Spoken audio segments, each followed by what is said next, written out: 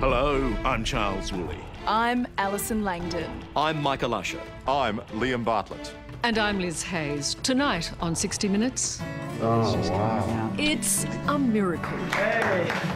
When we give people back their sight, that's spellbinding. Keeping Fred Hollow's dream alive. How many? Now it's his son's turn. I've seen what medicine can give back to people. Cam's crusade to heal the blind. Do you love it? Absolutely. It's fascinating. That's the miracle right there. How do you live up to a legend? Professor Fred Hollows gave the gift of sight to millions of people, curing the blind and teaching others how to carry on his work. When Fred died 18 years ago, his family vowed to honour his legacy, setting up eye clinics right around the world. And our son Cam is following in Dad's footsteps. I've just spent some time with the young fella in Vietnam, where he's volunteering his medical skills to help the blind and the broken. Fred was a good mate of mine, and I tell you what, he'd be mighty proud. Vietnam is another world away, but Fred Hollows fell in love with this place and with its people. And today, they're much better off because he did. Now Fred's son Cam Hollows, a third-year medical student, has picked up his old man's torch. As you can see, Ray, he's got an awful traumatic cataract. Looks terrible. You don't have to be an eye surgeon to see that 50-year-old Vietnamese farmer Chan is blind because a rice seed pierced his eye. And tomorrow? He'll be able to see again. Look at his smile. You can't top that for work, can you? Oh, you probably said too good. Too good. That's right, that's right. As much as I can, mate. Let me tell you, watching eyeball surgery is not for the squeamish. If you get a faint, Ray, just try not to fall onto the patient. I might just lean here, I think. The very best of Fred Hollow's trained surgeons perform this medical miracle 200 times a day. They're as fast as gun shearers. Amazing, isn't it? In 15 minutes of microsurgery, the cataract is cut free. Oh, wow. So here it is now, the lens. And a new plastic lens is slotted in. It seems too darn simple. That's the plastic intraocular lens going in. The lens itself actually costs about $5 to make. $25 for the whole operation, all the fluids and sutures and everything like that. But that's the miracle right there. $25 for a miracle. Yeah. Now remember, just a moment ago, Farmer Chan was blind, but now he can see.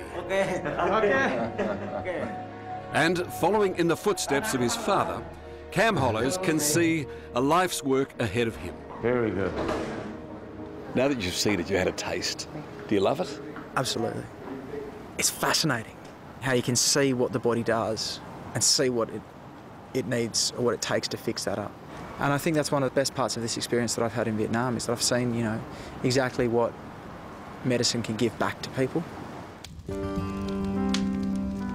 It was in the outback that 60 Minutes first met Professor Fred Hollows, 30 years ago, battling the scourge of trachoma. You got any glasses?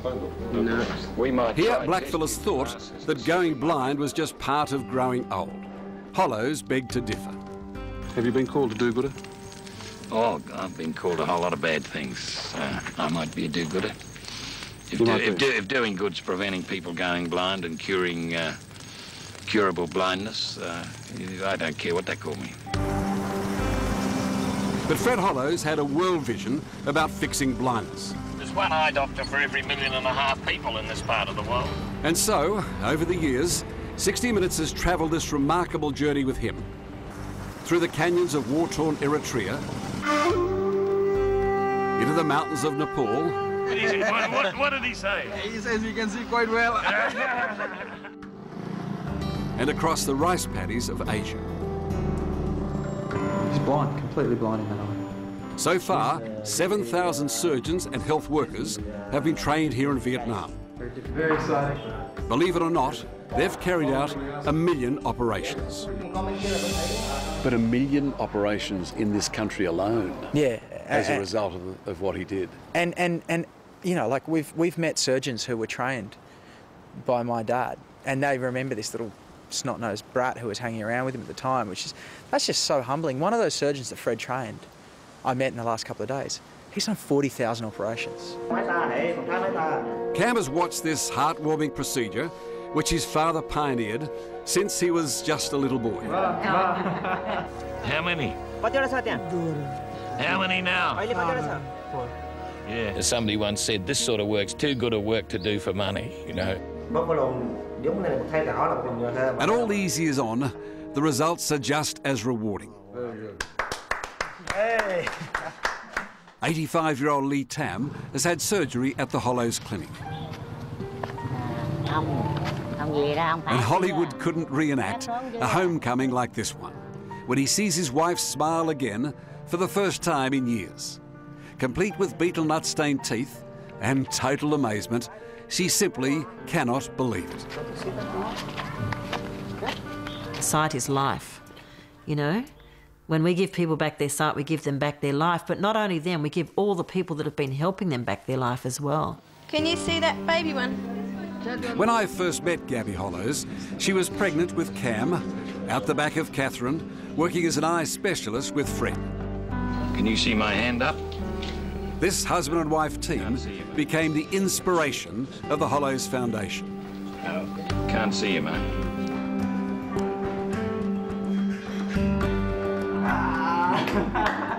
It's an incredible thing to watch everyone. Like, it's almost sort of disbelief sometimes. People don't really realise that they can actually see. And it kind of comes in slowly and they go, oh my goodness, you know. And then they smile. And then they smile. That's miraculous. That's magical. That's, you know, spellbinding, you know. It just sucks everybody in and everyone around them watching, and the joy that it brings to their families.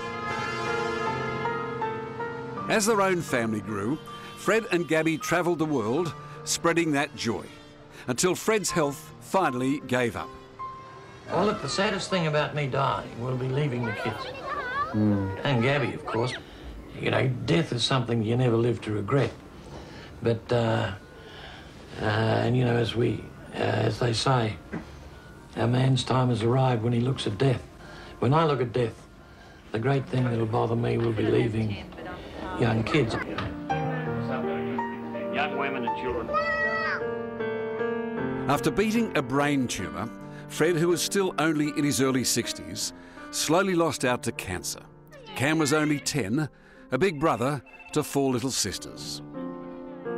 I guess I've mourned for him many times since then, but I wish it hadn't happened. I wish we'd had a few more years together, or particularly my little sisters had a few more years with him. If someone says Fred Hollows, out of the blue, what do you think of? It's Dad, first and foremost, I think, is the thing we remember. I think we all know that Fred is a lot of things to a lot of people and is a special person for a lot of people. With Hollows as their surname, they've got no choice. They've got to keep the faith. We kind of all have this passion to kind of give back to him and to the foundation and to the work that we see that's being done in kind of our name and his name. It makes it interesting when you see his, face on the bus stop or something, and you just think, "Hi, Dad. I'm just, off to do whatever you're doing in your life." So, yeah. Well, I have to say, I think he'd be very proud of all of you. Hopefully. He'd probably be also telling us to keep going and, keep bloody going and keep it up. Why aren't you doing this? Should be doing that. That bus stop photo that still inspires the Hollows girls features a little Vietnamese boy named Giap. Well, Giap is now a 28-year-old man, a college maths teacher who survives and thrives because Fred fixed his blindness. Good morning, Giap. How are you? It's good to see you. Very good to see you. How are you going? Today, Giap has returned to the same spot, the National Eye Hospital in Hanoi, where a visiting Australian eye doctor somehow plucked him out of the crowd all those years ago. Good to meet you. No, it was here. Right here. Where right Giap here was in the standing. hospital. Yeah. When you met my father and you looked in his eyes. Yes. When we have the small boy just here. Just here. And Well, you've got it here. You want it. as a 10-year-old kid blind in Vietnam, he wouldn't have had a snowballs. Well, in fact, let's get realistic. There's a good chance as a 10-year-old kid here, blind in one eye, that he may not have survived. That's right. I think they say that about 60% of children who are blind in the developing world are dead within 12 months of becoming blind. You know, before that would have been completely opaque. Wouldn't have been able to see through it even to count fingers or anything. Hundreds like of thousands of children can see today because Professor Fred Hollows came here 20 years ago and he taught the surgeons. You can see that now have a membrane. Yes. Membrane. And now Cam Hollows is learning from this Vietnamese professor, who, as it happens, was a student of Fred's. He can see better than before. The circle is complete. What did you think of Fred as a man? Was he short-tempered? He very angry. Very angry. the hot temper. Very hot temper is true. Of course, people's medicine in Vietnam today is not just about fixing blindness. It's also about fixing broken legs and broken heads. In this chaotic and energetic nation of 90 million, there's an epidemic of road accidents. It's carnage out there. Very different from that nice precise eye surgery that you saw my father do so many years ago. But nevertheless equally important, because if this doesn't get fixed, this bloke's never going to walk again. So Zhang's taught me how to tie these knots. On a Sydney University medical scholarship, Cam is seeing more surgery here in a month than a year back in Australia. Routine? Routine. These violent operations are done with just an epidural, with the patients still wide awake. You see the patients who are crook as rookwood, some of them. I mean, some of them are very, very, very sick, in huge amounts of pain. But you won't hear a sniffle, you know. I can see my dad really identifying with that, with that hardiness of the people. Without the hot temper or the gravel voice, Cam Hollows is taking his own medical pilgrimage, always conscious that his father is looking over his shoulder. But I also know that my father would not have accepted this medal as a sign to stop.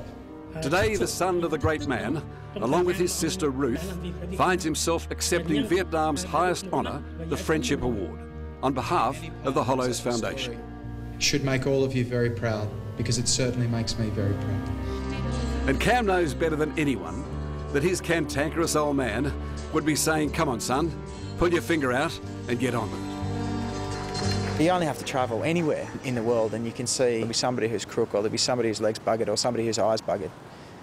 We've got no reason to be patting ourselves on the back while other human beings live in that sort of state, when we have within our arm's reach the technology to fix almost all of these problems, and it's just a matter of willpower.